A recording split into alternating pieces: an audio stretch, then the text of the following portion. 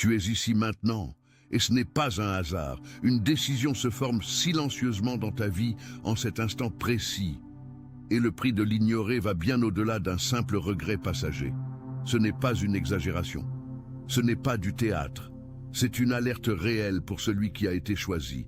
Et si tu as senti une agitation différente dans ton esprit en voyant cette vidéo, c'est parce que ce message t'était exclusivement destiné.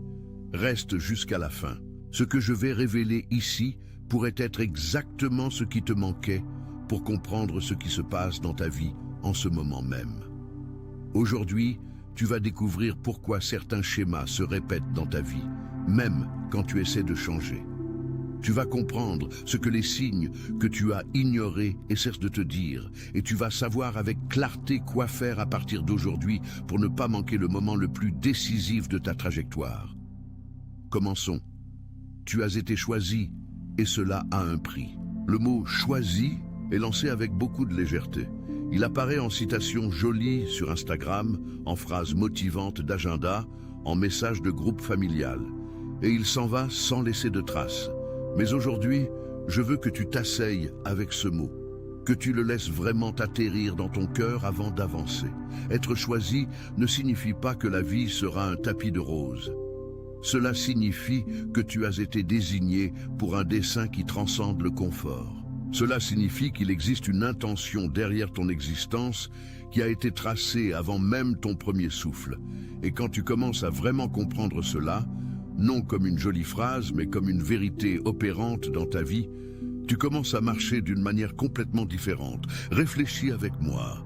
As-tu déjà traversé des situations qui auraient dû te briser, des pertes qui semblaient définitives, des trahisons qui auraient pu t'aigrir à jamais, des silences de Dieu qui semblaient être un abandon? Et pourtant, tu es là, debout, respirant, en quête de quelque chose de plus grand, en train de regarder cette vidéo. Ce n'est pas une coïncidence, c'est une protection constante qui œuvre dans les coulisses de ton existence. Une recherche menée par l'Université de Paris a suivi des personnes ayant vécu des traumatismes sévères et qui ont pourtant bâti des vies. Attention, vous devez vous préparer maintenant. J'ai préparé un contenu exclusif pour ceux qui sentent qu'ils ont été mis à part pour quelque chose de plus grand, mais vivent entourés de bruit, de distractions et de surcharge mentale. C'est un parcours de 30 jours qui va transformer votre vie. Un chemin guidé pour blinder votre esprit et vous préparer à ce qui vient avec des pratiques quotidiennes de focus, de limites et de discipline. Également disponible en version audio immersive.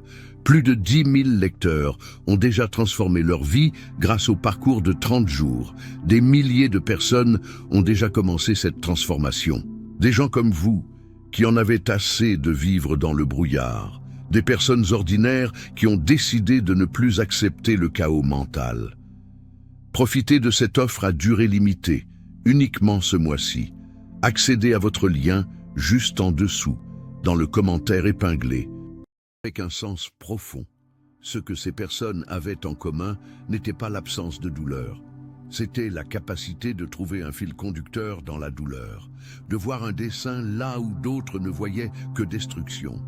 Les chercheurs ont appelé cela la résilience post-traumatique. Mais ceux qui l'ont vécu dans leur chair en connaissent le vrai nom, la grâce. Tu as survécu à des tempêtes qui n'étaient pas pour n'importe qui. Chacune fut une école déguisée en calamité. Et chaque larme que tu as versée en silence a été plantée comme une graine dans le sol d'une saison à venir qui se prépare encore pour toi. Le problème est que la plupart des gens, quand ils traversent la douleur, veulent simplement qu'elle cesse. Et ils manquent la leçon qui y était enchâssée. Ils gâchent l'école. Ils en sortent comme ils y sont entrés. Ou pire, ils en sortent avec de l'amertume au lieu de la sagesse. Vas-tu continuer à faire cela ou vas-tu commencer à vraiment prêter attention? La décision qui se forme maintenant. Laisse-moi être direct avec toi parce que tu mérites de l'honnêteté, pas des détours. Une décision se forme silencieusement dans ta vie en cet instant précis. Tu la connais peut-être déjà. Tu peux être dans le déni à son sujet. Tu peux avoir peur de la nommer à voix haute parce que nommer rend réel. Et le réel exige une réponse, mais elle est là. Tu la sens. Cela peut être une décision concernant une relation dont tu sais, au fond de toi, qu'elle ne te construit pas, mais la peur du vide et de la solitude te maintient dedans. Cela peut être une décision professionnelle qui exige le courage de lâcher la sécurité pour poursuivre ce qui est réel. Cela peut être une décision sur ce que tu mets dans ton corps, dans ton esprit, dans ton temps. Cela peut être une décision spirituelle de vraiment s'engager sur le chemin que tu dis croire, mais que tu ne vis pas encore vraiment. Quelle que soit cette décision, ta réponse à celle-ci en cette saison a un poids profond. Ta conscience maintenant va déterminer si tu marches vers une bénédiction ou vers une lutte inutile. Et ce n'est pas une menace de punition. C'est la loi la plus simple qui existe. Chaque choix ouvre un chemin et enferme un autre. Chaque oui porte un non en lui. Et chaque décision reportée est aussi une décision, la décision de laisser le temps choisir pour toi. Veux-tu que le temps choisisse pour toi? Ou vas-tu assumer le rôle principal de ta propre histoire? Les signes que tu ignores. Je vais te poser une question directe. Ces derniers mois, as-tu senti que quelque chose était déplacé? Qu'une relation spécifique t'épuise plus qu'elle ne te fortifie? Qu'une situation professionnelle ou financière ne va pas là où elle devrait? Qu'il y a un chemin que ton cœur indique répétitivement, mais que ton esprit rationalise par 1000 raisons de ne pas le suivre? Ce ne sont pas des pensées aléatoires, ce sont des signes. La grande majorité des gens passent leur vie entière à attendre un signe grandiose, une voix du ciel, un rêve prophétique indubitable, une vision spectaculaire qui ne laisse aucune place au doute. Et pendant qu'ils attendent le dramatique, ils ignorent complètement le subtil. Ils ignorent la paix qu'ils ressentent quand ils prennent une décision alignée.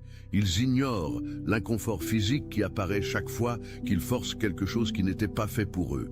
Ils ignorent la répétition de certaines situations qui essaient d'enseigner quelque chose qu'ils refusent d'apprendre. Dieu, l'univers, la force supérieure, appelle-la comme ta foi le permet. Crie rarement, il chuchote. Et les élus sont précisément ceux qui apprennent à entendre le chuchotement au-dessus du bruit. Connais-tu quelqu'un de plus de 35 ans qui a travaillé toute sa vie, qui est une bonne personne, qui prie, qui fait des efforts, et qui pourtant a le sentiment de tourner en rond, qui revient toujours au même point, que le changement semble toujours au coin de la rue, mais qu'il ne tourne jamais vraiment le coin? Je vais te dire ce qui arrive souvent à cette personne. Elle court en avant du temps juste. Elle force des portes qui ne lui étaient pas encore destinées à cette heure. Elle porte des fardeaux qui n'ont jamais été placés sur ses épaules par une force supérieure. Elle les a placés elle-même, par anxiété, par peur, par impatience envers le processus.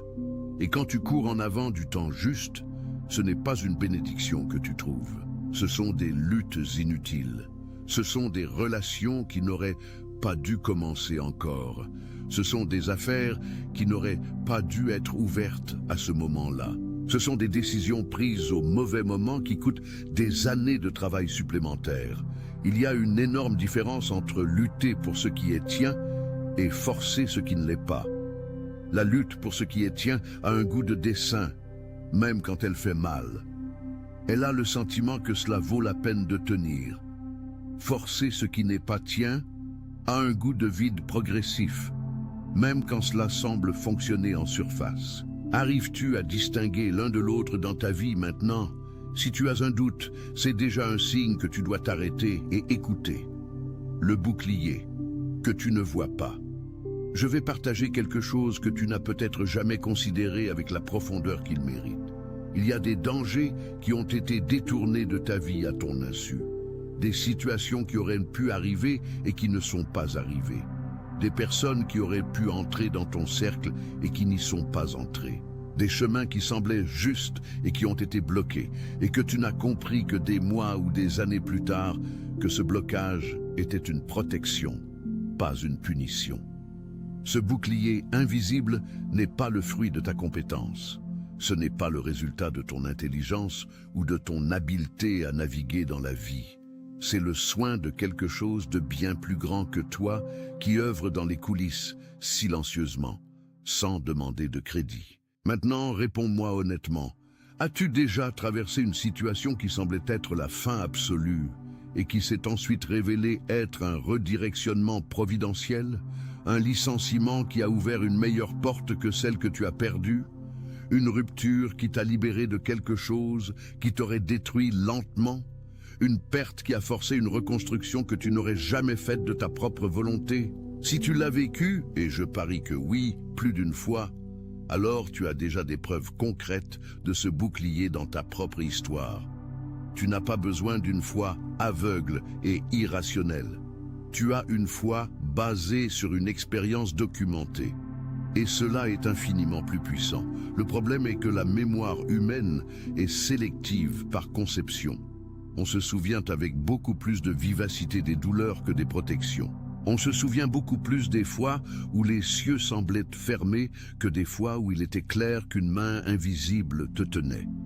Les neurosciences ont un nom pour cela.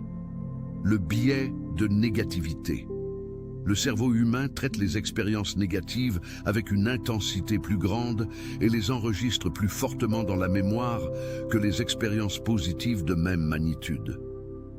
En d'autres termes, tu es biologiquement programmé pour te souvenir plus de ce qui a fait mal que de ce qui a été bon. Et l'ennemi de ton dessein, que tu l'appelles le diable, l'ego, la peur ou l'ombre, le sait. C'est pourquoi il utilise le poids accumulé de tes souvenirs douloureux pour construire un récit d'abandon, pour te faire croire que tu es seul, que tu as été oublié, que tu n'es pas une priorité, alors que la vérité est que chaque moment où tu t'es senti le plus faible était exactement le moment où la présence était la plus proche.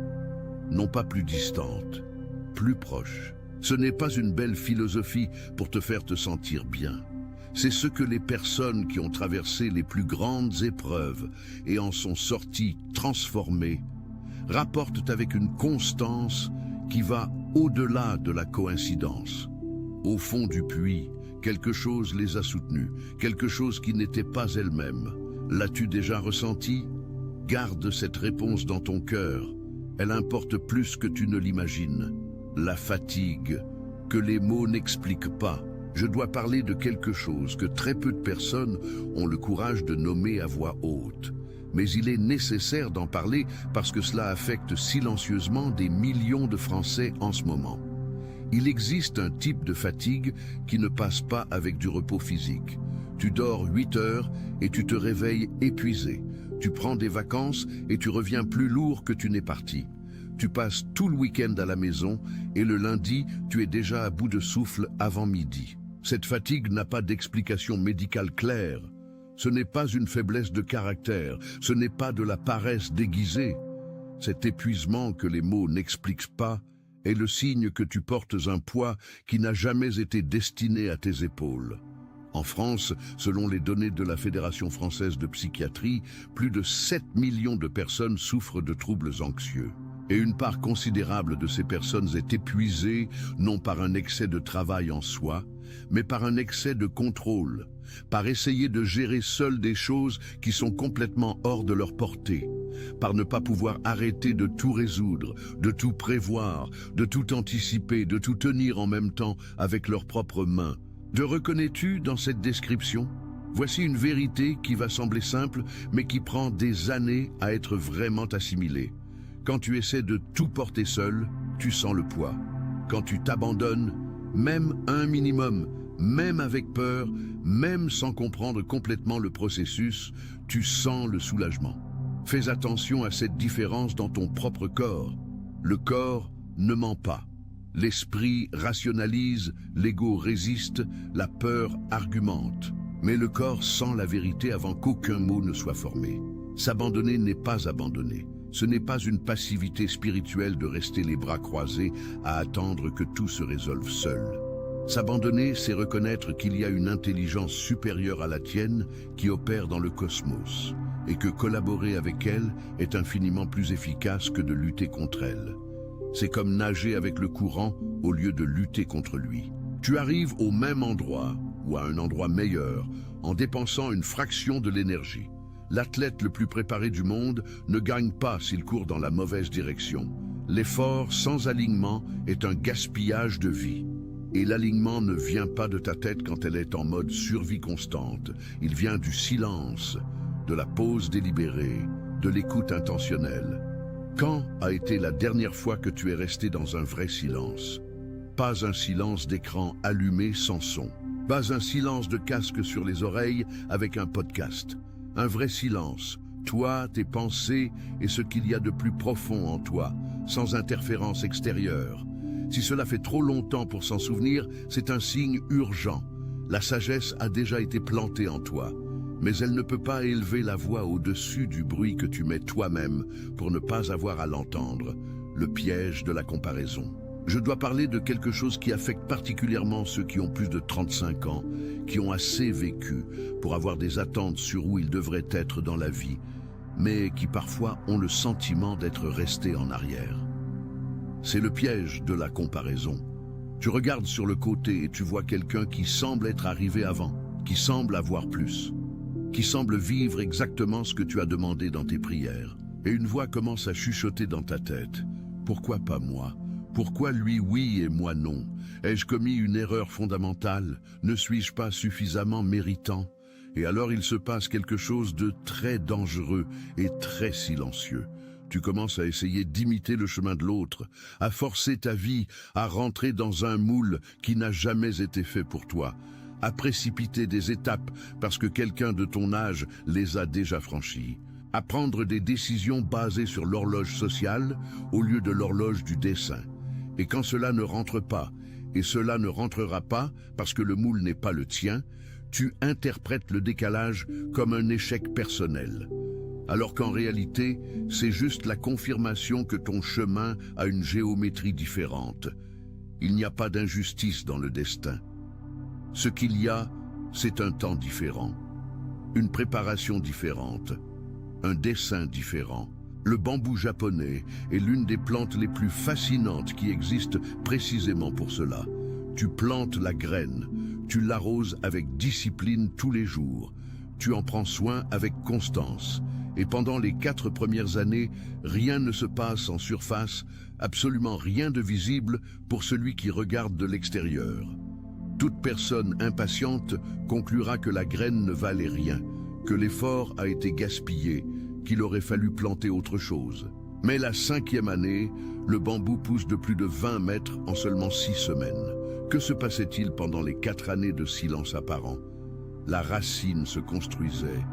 Une structure souterraine si profonde, si vaste et si solide qu'elle serait capable de soutenir une croissance explosive sans tomber, sans se casser, sans s'effondrer à la première bourrasque forte. Tu es peut-être dans la phase du bambou en ce moment. Et la bonne question n'est pas pourquoi tu n'as pas encore grandi. La bonne question est, ta racine est-elle construite avec la même dévotion avec laquelle tu espères voir la croissance en surface? Es-tu fidèle au processus invisible?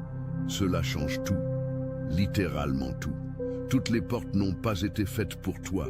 Il est temps de parler de quelque chose qui va marcher sur quelques corps. Mais si tu es arrivé jusqu'ici, c'est que tu es prêt à entendre. Toutes les opportunités n'ont pas été faites pour toi, et toutes les voix ne méritent pas ta confiance. Nous vivons dans une culture française qui glorifie le oui, qui récompense celui qui fait plus, accepte plus, embrasse plus de projets, entretient plus de relations, dit présent à plus d'endroits en même temps. La personne occupée est admirée.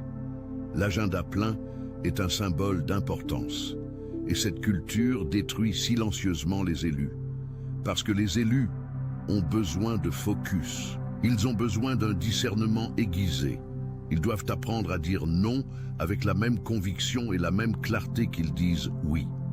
As-tu déjà embarqué dans quelque chose qui semblait une opportunité et qui s'est transformé en piège? Une affaire qui semblait prometteuse et qui est devenue une dette qui a pris des années à rembourser? Une relation qui semblait un vrai amour et qui est devenue une prison émotionnelle dont tu as eu besoin d'une force surnaturelle pour sortir. Un partenariat qui semblait complémentaire et qui s'est transformé en trahison qui a laissé une cicatrice? Maintenant, dis-moi avec honnêteté, il y avait des signes avant. Il y avait cette petite voix, cette sensation étrange dans l'estomac, cet inconfort subtil que tu as ignoré parce que l'opportunité semblait trop belle pour la laisser passer, ou parce que tu avais peur de te retrouver sans rien si tu refusais, ou parce que les gens autour étaient enthousiastes et que tu ne voulais pas paraître être le négatif du groupe. Le discernement est enseigné en cette saison. Et une part centrale de cet apprentissage est de reconnaître que la paix que tu ressens quand quelque chose s'aligne avec ta vérité la plus profonde est une donnée spirituelle aussi valable ou plus valable que n'importe quel tableau, n'importe quelle analyse rationnelle, n'importe quelle opinion de tiers. Fais attention à la conviction dans ton cœur quand quelque chose semble faux. Ne l'ignore pas. Ne rationalise pas du côté pratique. Ne minimise pas parce que ce serait inconfortable de reculer. Parce que quand tu ignores cet avertissement interne à répétition, tu commences progressivement à perdre l'accès à lui. Et quand tu perds l'accès à ta boussole interne, tu deviens véritablement vulnérable à n'importe quelle direction que le vent souffle. Les personnes qui ont subi les plus grandes trahisons de leur vie disent presque toujours la même chose quand elles regardent en arrière. Je le savais. Au fond, je le savais depuis le début, mais j'ai choisi de ne pas écouter parce que c'était plus pratique à ce moment-là. Vas-tu continuer à choisir de ne pas écouter? Des moments communs avec une signature divine. Voici l'un des points les plus délicats et les plus pratiques de toute cette vidéo. C'est pourquoi j'ai besoin de toute ton attention maintenant. Les moments les plus décisifs de ta vie arrivent rarement annoncés. Ils arrivent rarement avec fanfare, avec une musique de fond dramatique, avec un panneau lumineux disant « Voici le tournant de ton destin ». Ils arrivent déguisés en conversations apparemment banales, en rencontres qui semblent fortuites, en idées qui surgissent un mardi sans relief, pendant que tu es dans les embouteillages, en rentrant chez toi ou en faisant la vaisselle après le dîner. Si tu es distrait par ton téléphone, par les réseaux sociaux, par le drame des autres, par la course effrénée du quotidien français, tu vas traiter ces moments avec une totale banalité. Tu vas les laisser passer sans réaliser qu'ils étaient marqués d'une signature divine. Tu vas continuer ta marche sans savoir ce qui vient de traverser ta vie. Pense à une scène que tu connais probablement bien. Tu es à la fin d'une journée longue et pesante, épuisé d'une manière qui va au-delà du physique. Tu rentres chez toi, prends ton téléphone presque par réflexe, commences à scroller ton fil sans même réaliser que tu as commencé. 1 heure passe, 2 heures, et tu as été emporté par le courant du divertissement vide sans avoir traité absolument rien de ce qui s'est passé dans la journée. Sans avoir entendu ce que ton propre cœur essayait de te dire dans les interstices du silence. Sans avoir perçu l'idée qui a presque émergé, mais qui a été engloutie par l'algorithme avant de prendre forme. Cela arrive tous les jours avec des dizaines de millions de Français. Et c'est exactement là, dans cet espace de distraction quotidienne, que les signes sont perdus. Pas dans les grandes tempêtes, où tout devient si évident qu'il est difficile de l'ignorer. Dans le silence que tu ne te permets pas d'avoir. Des personnes sont positionnées dans ta vie en ce moment. Certaines y sont déjà, tu ne les as juste pas encore vues avec les bons yeux. Des opportunités réelles sont alignées. Des ressources sont mobilisées. Mais tout cela exige de ta part une chose que personne ne peut te donner, une attention délibérée. Ton caractère est en train d'être affiné. Il y a une raison pour laquelle tu n'as pas encore tout reçu ce que tu as demandé. Et avant que le découragement n'apparaisse, j'ai besoin que tu écoutes cette raison avec le cœur ouvert. Ce n'est pas une punition, ce n'est pas un abandon, ce n'est pas un signe que tu ne mérites pas ou que tes prières n'ont pas été entendues. La raison est que la bénédiction qui se prépare pour toi requiert une version de toi qui est encore en construction, une version plus solide, plus mature, plus enracinée. Une version qui peut supporter le poids de la réponse sans être écrasée par elle. Pense ainsi, confierais-tu la clé d'une voiture de haute performance à un enfant de 6 ans? Non. Pas parce que l'enfant ne mérite pas la voiture, mais parce qu'il n'a pas encore le développement nécessaire pour gérer ce pouvoir sans se détruire et détruire d'autres dans le processus. La résistance se construit en toi. Ton caractère est façonné en couches que tu ne vois pas toujours de l'intérieur du processus. Ta foi est affinée, non pour être parfaite, mais pour être assez authentique pour supporter la bénédiction sans se perdre en elle. C'est fondamental à comprendre parce que certaines personnes reçoivent avant d'être prêtes. Et ce qui devait être une bénédiction devient un piège.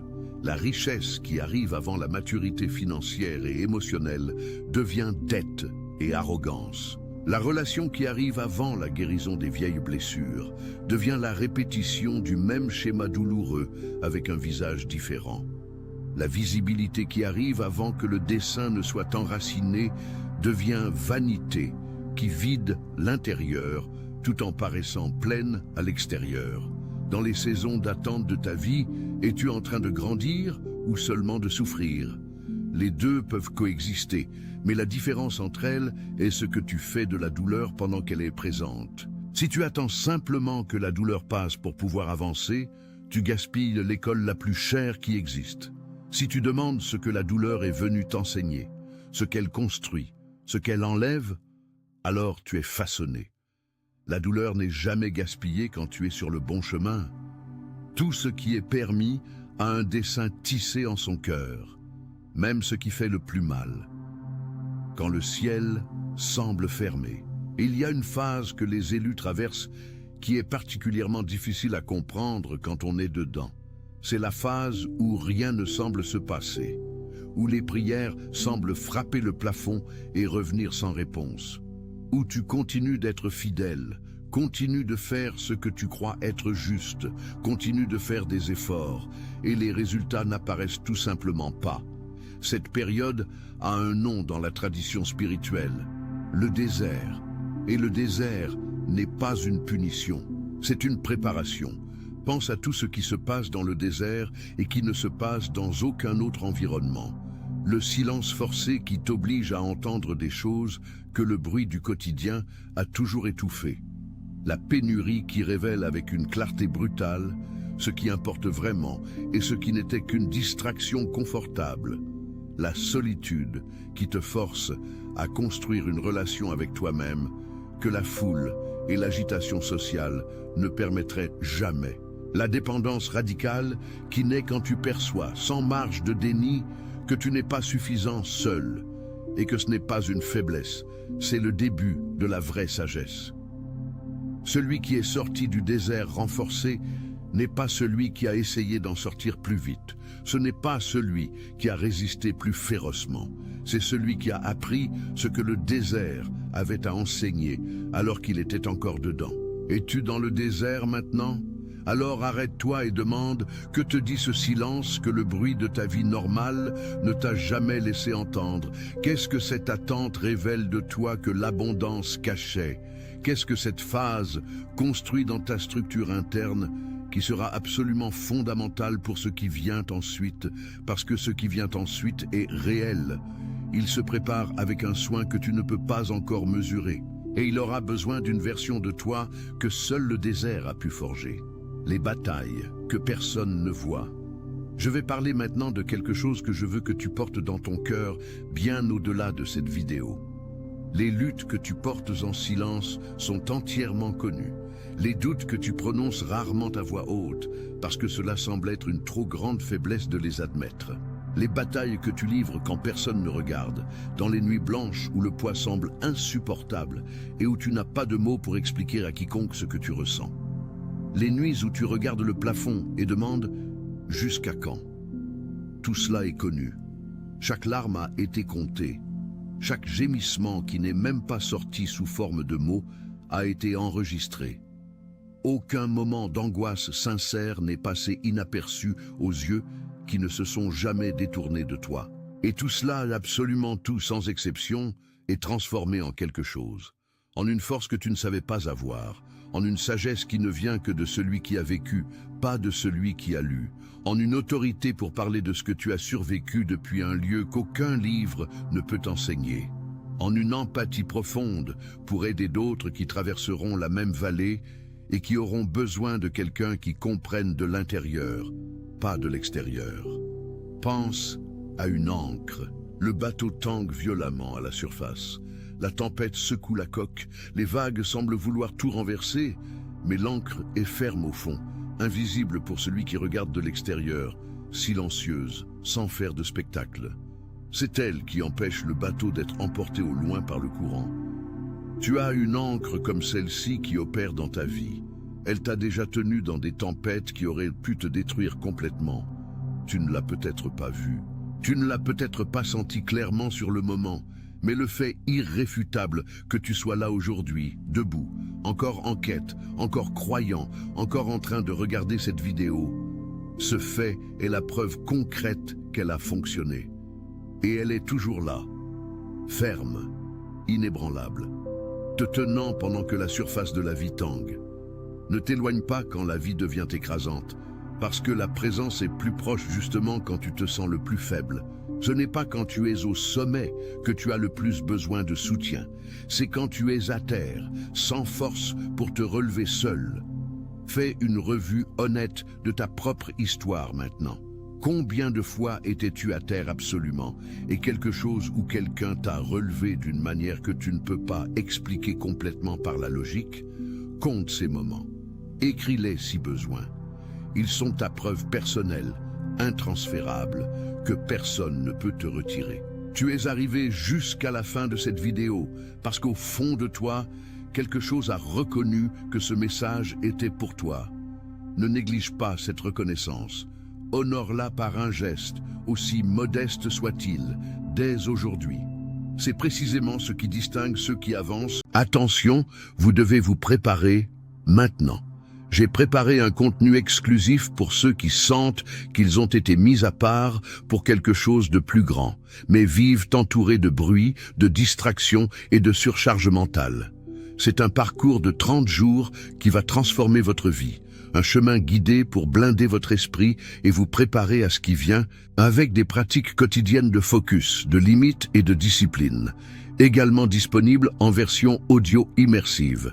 Plus de 10 000 lecteurs ont déjà transformé leur vie grâce au parcours de 30 jours. Des milliers de personnes ont déjà commencé cette transformation. Des gens comme vous, qui en avaient assez de vivre dans le brouillard. Des personnes ordinaires qui ont décidé de ne plus accepter le chaos mental. Profitez de cette offre à durée limitée, uniquement ce mois-ci. Accédez à votre lien juste en dessous, dans le commentaire épinglé.